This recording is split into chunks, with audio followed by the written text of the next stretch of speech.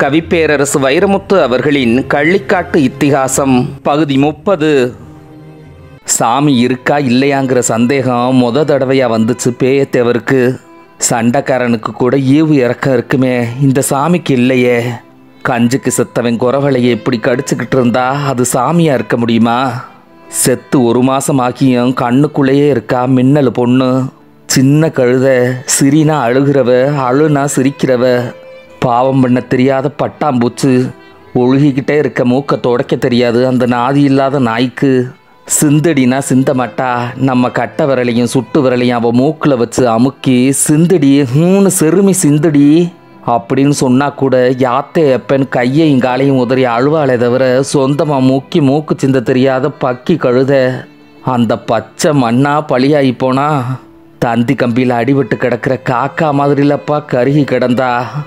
ஏன் மேலே இருக்க சாமிகளா, கீழே இருக்க கல்லுகளா, கிழட்டு பையன் நான் இருக்க கிளிக்குஞ்ச கொன்னிகளே, நியாயமா? நான் வெட்டுனது கிணறா, குழந்தை பிள்ளைக்கு குழியா? கிணத்துல தண்ணி கண்டா கெடா வெட்டி பொங்க வைக்கிறேன்னு அந்த பொசகட்ட சாமிக்கு நேர்ந்துக்கிட்டேனே. கெடாய பழி கொடுக்க முன்ன பசி பொறுக்காத சாமி ஒரு கோழி குஞ்சை பிடிச்சி கொன்று பிடிச்சே. எந்த நேரம் பிறந்தனோ, இன்னும் என் தலையில் என்னென்ன எழுதியிருக்கோ. இது வரைக்கும் பூமியில் பிறந்த மனுஷ பயல்களுக்கெல்லாம் தனித்தனியாக கொடுத்த துன்பத்தை மொத்தமாக எனக்கு கொடுத்து மூஞ்சியில் குத்துது என் ஜாமி. என்னைக்கு விடுமோ என்ன பிடிச்ச 7 நாடு. கத்தாழையை பார்த்தா கலங்குறாரு, கள்ளிச்செடியை பார்த்தா புலம்புறாரு, மாடு கண்ட கட்டா அழுகிறாரு, காடை கதுவாளியை பார்த்தா கதறாரு. நிற்க நிழல் இல்லாமல் நிலகொள்ளாமல் நெஞ்சுக்கூடு வீங்கி போனார் பாவம். பிள்ளைய பறிகொடுத்த ஆத்தாளுக்கு அந்த பிரச்சனையே இல்லை. பாவாடை சட்டையோட கிணத்துக்குள்ளே கருகி கிடந்த பொணத்தை மேலே எடுத்தாந்து ஓடையில் வாயிலையும் நெஞ்சிலையும் அடிச்சுக்கிட்டு யாத்தே என் புள்ளன்னு கள்ளிக்காடு தீப்பிடிக்க கத்துனவதான். கருகி போன உடம்புல மூஞ்சி எங்கன்னு தேடி பார்த்தா அது இல்லை. அப்போ நெஞ்சு பக்குன்னு அடிக்க நினப்பு தப்பி போனவதான். திறந்த கண்ணை திறந்த மேனிக்கு பித்து பிடிச்சி போய் கிடக்கா. முருகாயி அவளை நெஞ்சில் தாங்கி உட்கார வச்சா உட்கார்றா, படுக்க வச்சா படுக்கிறா. இழவு கேட்க வந்த ஊர் சனங்க மின்னலை வேடிக்கை பார்த்துட்டு கண்ணை தொடச்சிக்கிட்டு போயிடுச்சுக. இவங்க பரம்பரையில் 5-6 தலைமுறைக்கு முன்னே யாரோ செஞ்ச பாவம் பேயத்தேவன் குடும்பத்தை பிடிச்சி ஆட்டுதப்பா. வாய்க்குள்ளேயே முணங்கிக்கிட்டு போச்சு வளைஞ்ச முதுகும் வளையாத கம்பும் கொண்ட பெருசு. பிள்ளைய பழி கொண்ட கிணத்துல தண்ணிக்கு மட்டும் பஞ்சம் இல்லை, சும்மா சலசலன்னு ஊத்து ஒழுகுது. அழுக தோதில்லாமல் போன ஆத்தாளுக்கு பதிலாக அது அழுகுதோ என்னமோ. வச்ச வேட்டு கரும்பாறையை பிச்சு எரிஞ்சிருச்சு பிச்சு. 4 பக்கமும் சார சாரையாக தாரைக செதறுதுக. ஊத்து பாலாக ஒழுகிறத பார்க்கும்போதெல்லாம் செத்து போன பிள்ளை ஆத்தா கொடுத்த பாலை வாந்தி எடுக்கிற மாதிரியே தெரியுது பேயத்தேவருக்கு. ஒரு வரட்டுக்காட்டு விவசாயிக்கு புதுசாக என்ன பொழுதுபோக்கு இருக்குது? அவன் பார்க்குற நாட்டியமெல்லாம் விளைஞ்ச காட்டில் வெள்ளாம ஆடுற நாட்டியம்தான். அவன் கேட்குற சங்கீதமெல்லாம் கிணத்துக்குள்ளே ஊற்று தண்ணி ஒழுகி விழுகிற ஓசை தான். ஆனால் ஊற்று தண்ணி விழுகிற சத்தம் சங்கீதமாவா கேட்குது பேயத்தேவருக்கு? தாத்தா என்னைய காப்பாத்து, தாத்தா என்னைய காப்பாத்து அப்படின்னு மூக்கு ஒழுகிற புள்ள முணங்குற மாதிரியே இருக்குது. தண்ணினா தண்ணி வெள்ளியை உருக்கி விட்ட மாதிரி வெள்ளை தண்ணி.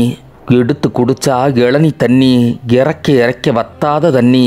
துக்கத்தை எல்லாம் நெஞ்சுக்குள்ளேயே மூட்டை கட்டி ஒரு மூலையில் வச்சுட்டு ரவ்வும் பகலும் புஞ்ச காட்டை நஞ்சையாக்குறாரு பேயத்தேவர். மம்பட்டியும் கடப்பாறையும் அருவாளுமா மண்ணோட மல்லு கட்டி மேடுகோடு தட்டி நிலஞ்சேக்கிறாக தாத்தாவும் பேரனும். 1 மாதம் 2 மாதம் 6 மாதம் 1 வருஷமாக கல்லுன்னு பார்க்காம முள்ளுன்னு பார்க்காம சரளக்காடாக கிடந்த நிலத்தை ஒப்புரவு பண்ணி இந்தான்னு 10 ஏக்கரையும் பொண்ணு விளையிற பூமியாக மாற்றிட்டாக கிழவனும் பேரனும். சும்மா புடிச்சு நிற்கிதையா வெள்ளாம. தலைப்புள்ள சுமந்து மாசமாக இருக்கிற பணக்கார வீட்டு மருமக மாதிரி சடசடையாக பிடிச்சி நிற்கிது மிளகா. செடியை இழுத்து தரையில் பிடிச்சி உட்கார்ந்துருக்கு கத்தரி. தண்ணி போக மட்டும் இடம் விட்டு ஆள் போக இடமில்லாமல் அடர்ந்து நிற்கிது கம்மங்காடு. என்னைய பிடிச்ச 7 நாடு விட்டுரும் போல இருக்கே. கண்ணில் தண்ணி தேங்க கமலமேட்டில் நின்று பார்த்து பரவசமாகிறாரு பேயத்தேவர். விளைஞ்ச கத்தரி மிளகாய்க்கு விலையும் கிடச்சிருச்சு, கையில் கொஞ்சம் காசும் பொருளுது. ஒரு காலத்தில் ஊரே வரி போட்டு அவருக்கு மாட்டை மீட்டு கொடுத்ததா இல்லையா? அந்த கடனை கழிக்கணும்னு நினைக்கிறாரு. முத்தாலம்மன் கோயில் திருவிழா சாட்டியாச்சு. கள்ளிப்பட்டியில் 90 வீடு, வீட்டுக்கு 5 ரூபா வரி. 95 45 450 மொத்த வரியையும் அவரே கட்டினாரு. பாரப்பா, பேத்தி செத்து போனதால இந்த வருஷம் திருவிழா இல்லை பேத்த அவர் வீட்டில். ஆனாலும் ஊருக்கே வரி கட்டியிருக்காரப்பா, உத்தமனப்பா, ஊரே பேசுது. பேத்தி காதில் கிடந்து கடைசியாக வாங்கிட்டு போய் அடகு வச்ச கம்மலை மீட்டு கொண்டாந்து மின்னல் கையில் கொடுக்க அதை தடவி தடவி பார்த்து சுளிர்னு சுயநனவு வந்து ஓன்னு கத்தி ஊரை கூட்டுனவ தான் ஒரு வருஷம் அழுகைய ஒரே நாளில் அழுது தீத்தா மின்னல். உச்சி வெயில், மேய்ச்சல் காடு முழுக்க தகதகன்னு தகிக்குது. வெள்ளாடு, செம்புலியாடு, ஊர்காளி மாடு எல்லாம் மந்த மந்தையாக தாம்போக்கில் மேய்ஞ்சிக்கிட்டு இருக்குக. ஆடு மேய்க்க வந்த ஆணும் பெண்ணும் தூக்குச்சட்டியோட அங்கிட்டும் இங்கிட்டும் மந்தைகளை பற்றி பற்றி அலையுதுக. 2 தூக்குச்சட்டிகை மட்டும் கள்ளி மரத்து நிழலில் என்ன உம்பார் இல்லையேன்னு கேட்டு ஒரு கழிச்சு நிற்கிதுக. வெள்ளாடு மேய்க்க வந்த சின்ன புள்ள, தொழுமாடு ஓட்டி வந்த செம்பட்டை 2 பேரையும் மட்டும் காணோம். நீங்கள் எங்கிட்டும் கெட்டுப்போங்க, எங்கள் வேலையை நாங்கள் பார்க்குறோம்னு அது வாட்டில் மேய்துக வெள்ளாடும் தொழுமாடும். சின்ன புள்ள மேலே செம்பட்டைக்கு ரொம்ப நாளாகவே ஒரு கண்ணு, கொடுக்கா புளி விதை மாதிரி 2 கண்ணும், புதுசாக போட்ட வாழைத்தாறு மாதிரி நிமிந்து சரிஞ்சு நிற்கிற நெஞ்சும், கன்னத்தில் இறங்கி காற்றுல ஆடி வா வான்னு கூப்பிடுற அந்த கத்த முடியும். எந்த அவத்த பையனை அவுக்குறான்னு பார்ப்போம்னு படீர் படீர்னு அடித்து பாடாப்படுத்துகிற பாவாடை நாடாவும் அவனை 5-6 மாதமாகவே தவிக்க விட்டு தண்ணி காட்டிருச்சு. அவளுக்கு தகுரியம் இல்லையே தவிர தாகம் இல்லாமல் இல்லைங்கிறத சின்ன சின்ன சிறுங்கள்லையே புரிஞ்சுக்கிட்டான் செம்பட்டை. அந்த இந்தான 5 மாதம் அலைஞ்சு அன்னைக்கு தான் கண்ணு திறந்துச்சு அவன் கும்பிடுற சாமி. ஆட்டை ஒரு பக்கமாக ஒதுக்கி அவளை மறுபக்கமாக ஒதுக்கி இந்த கத்தாழம் பாறைக்கு அவளை கொண்டு வரப்பட்ட பாடு இருக்கே. இந்தியாவுக்கு 7 சுதந்திரம் வந்திருக்கும். சரியான ஏறு வெயில், அடுப்பில் வச்ச சட்டி மாதிரி அனல் அடிக்குது பாறை. மீனை வச்சா கருவாடா போயிடும், முட்டையை வச்சா குஞ்சு பொறிச்சிரும், அப்படி ஒரு சூடு. ஆனால் நிலா வெளிச்சத்தில் தெப்பத்துக்குள்ளே தின்ன போட்ட மாதிரி சில்லுன்னு இருக்குது 2 சீவன்களுக்கும். அப்பத்தான் சப்பாத்தி கள்ளி பழத்தை தின்னுபிட்டு வந்திருப்பா அவளுக்கு சின்ன பிள்ளை.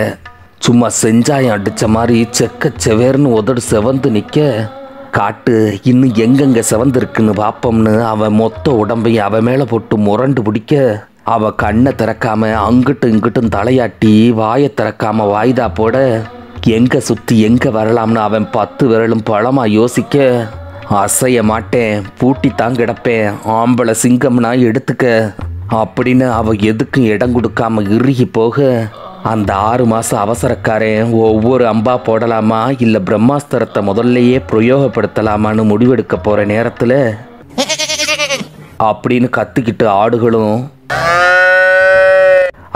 கத்திக்கிட்டு மாடுகளும் தறிகிட்டு ஓடி வருதுக. கள்ளிக்காடு அல்லோகொல்லப்படுது. கள்ளிக்காடு பிறந்த தேதியிலிருந்து கேட்காத ஒரு சத்தம் கேட்குது. மாட்டு சத்தம், ஆட்டு சத்தம், மனுஷ சத்தம், இடிச்சத்தம், மழை சத்தம், காடை கதுவாழி கழுகு சத்தம் மட்டுமே கேட்டுக்கிட்டு இருந்த கள்ளிக்காட்டில் புதுசாக ஒரு சத்தம் கேட்குது. எந்திர சத்தம், ஜீப்பு சத்தம். சர்ரு புருன்னு சத்தம் போட்டுக்கிட்டு வழி இல்லாத காட்டுக்குள்ளே வழியை உண்டாக்கிக்கிட்டு சுக்காங்கல்லையும் சரளக்கல்லையும் சில்லி முள்ளையும் டயருக்கு போட்டு 4 விதமாக நசுக்கிவிட்டு கள்ளிக்காட்டுக்குள்ளே வந்து நிற்கிதுக 2-3 சீப்புகளும் லாரிகளும். என் மேலே இப்படி ஒரு பாரம் ஏறினது இல்லையேன்னு பொசுக்குன்னு கண்ணை முழிச்சு பார்க்குறா பூமி ஆத்தா. டயர் மிருகங்க போடுற சத்தம் கேட்டு நெச மிருகங்கள் எல்லாம் பாறையில் சிதறி விழுந்த புளிய விதை மாதிரி 4 பக்கமும் சிதறி ஓடுதுக. கள்ளி மரத்து மரப்புல பாறையில் ஒதுங்கின உசுருக 2ம் பொசுக்குன்னு எந்திரிச்சு அவுந்ததையும் அவுத்ததையும் சரி பண்ணிக்கிட்டே நீ யாரோ நான் யாரோன்னு ஆளுக்கு ஒரு திசையில் ஓடுதுக. ஏய், எவன்டாவே அரசாங்க காட்டுக்குள்ளே ஆடு மேய்க்கிறது, ஓடுங்கடா ஓடுங்கடா. பூட்ஸ் போட்ட குழாய்க்கால் சட்டைகளும் தொப்பிகளும் ஆளுக்கும் சேர்த்து கஞ்சி போட்ட மாதிரி வெடப்பான ஆளுகளும் தொப்பு தொப்புன்னு குதிச்சாக. சீப்புலேருந்து குதிச்ச வேகத்தில் தொப்பி போட்ட ஆளுக்கு மட்டும் தொத்தப்பைய ஒருத்தன் கொடை பிடிச்சான். வந்த ஆளுகளுக்குள்ள அந்த ஆளு தான் பெரிய ஆளு போல இருக்கு. அந்த ஆளு கருப்பு கண்ணாடி எடுத்து மாட்டிக்கிட்டு மேலையும் கீழையும் பார்த்தாரு. அப்படியும் இப்படி நடந்தாரு. அவர் போகிற போக்கெல்லாம் கொடையும் போச்சு. கொள்ள தூரத்தில் தெரிஞ்ச கரெக்டை கையை காட்டி பேசிக்கிட்டு இருந்தார். சீப்பில் வந்த செம்பரி ஆடுக தலையாட்டிக்கிட்டே இருந்துச்சு. அவங்க என்ன பண்ணுறாங்க ஏது பண்ணுறாங்கன்னு புரியாமல் ஆடு மாடு மேய்க்க வந்த ஆணும் பெண்ணும் விரிச்சு பார்க்குதுக. தொப்பி போட்ட ஆள் கையில் ஒரு வெள்ளத்தாளை வச்சுக்கிட்டு ஊத்து பார்த்து எதையோ ஒத்து பார்த்துக்கிட்டே அலைகிறாரு. திடீர்னு கை காலை ஆட்டி உத்தரவு போடுறாரு. ஆட்டு குடல் மாதிரி இழுக்க வந்துக்கிட்டே இருக்க ஒரு நாடாவை பிடிச்சி 2 பயக தொசுன்னு ஓடி ஆடி அளக்குறாங்க. அளந்த இடத்துல மலைப்பாம்பு மாதிரி நீளமாக சுண்ணாம்பு கோடு விடுறாக. அந்த கோட்டு மேலேயே விட்டு விட்டு அடையாளத்துக்கு முளைக்குச்சி அடிக்கிறாங்க. மட்டக்கருவி வச்சு மட்டம் பார்த்து அவங்களா பேசி என்னமோ எழுதுறாக. மம்பட்டியில் மண்ணை வெட்ட சொல்லி உள்ளங்கையில் வச்சு பிதுக்கி பார்க்குறாங்க, நசுக்கி பார்க்குறாங்க, தெள்ளி பார்க்குறாங்க. தூரத்தில் செந்தண்ணியாக ஓடிக்கிட்டு இருந்த வைகை ஆத்து வர நடந்தே போகிறாங்க. பின்னாலேயே சீப்பும் போகுது. பொழுசாய வரைக்கும் அங்கேயே இருந்துவிட்டு வந்த வேகத்தில் சீப்புல ஏறி சிவ்வுன்னு பறந்து போயிட்டாங்க. ஊரெல்லாம் பரபரன்னு பரவுது அந்த செய்தி. ஆடு மாடு மேய்க்க போன ஆணும் பொண்ணும் உழவு மாடு கலத்தி விட்டு வந்த ஆளுகளும் ஊருக்குள்ளே கசகசன்னு பேசுகிறாங்க. சீப்புல வந்த சீவாத்திய யாரு? நகத்தில் அழுக்கு ஒட்டாத ஆளுக கள்ளிக்காட்டுக்குள்ளே வந்த நோக்கம் என்ன? அந்த கரட்டையும் இந்த கரட்டையும் காட்டி அவங்க பேசின விவரம் என்ன? கடைசியில் அந்த சீப்பு எருமக்கண்ணு மாதிரி கத்திக்கிட்ட வைகை ஆத்து ஓடையில் போய் நின்ன விவரம் என்ன? அது அரசாங்க ஃபாரஸ்ட்டுக்கு பாத்தியப்பட்ட நிலம். கண்டு நட்டு காடு வளர்க்க வந்திருப்பாங்க. இது கருமாத்தூர் பெரியாம்பள கருத்து. என்னமோ 5 ஆண்டு திட்டத்தில் தொழிற்சாலை கட்ட போகிறதா தேனிச்சந்தையில் பேசிக்கிட்டாங்க. அதுக்கு அளந்து பார்க்க வந்திருப்பாங்களோ? இது ஆசாரி அனுமானம். அதெல்லாம் இல்லைப்பா. வைகை ஆத்து ஓடையில் மழை காலத்தில் வெள்ளம் வருதா இல்லையா? பாலங்கிலம் கட்டலாம்னு ஆளுக வந்திருப்பாங்க. இது 2 தரப்பு வாதத்தையும் கேட்டு பெரிய பூசாரி சொன்ன தீர்ப்பு.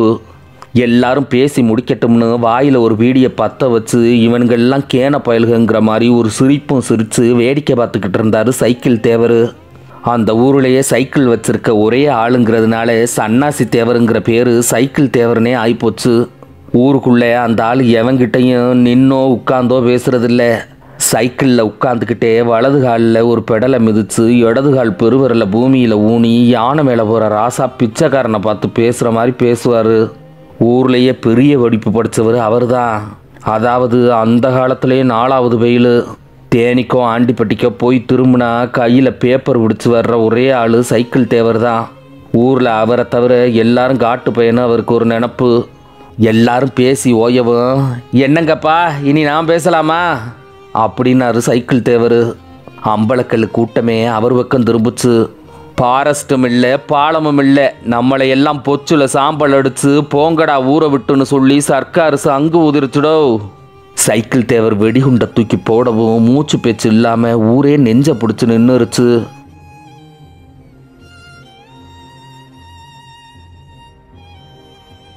தொடர்ந்து பதிவுகளை கேட்க என்னை பின்தொடர்ந்து கொள்ளுங்கள். அடுத்த பதிவில் இணையும் வரை நன்றிகள் கூறி விடைபெறுகிறேன். நான் குறிஞ்சி கொற்றவன்.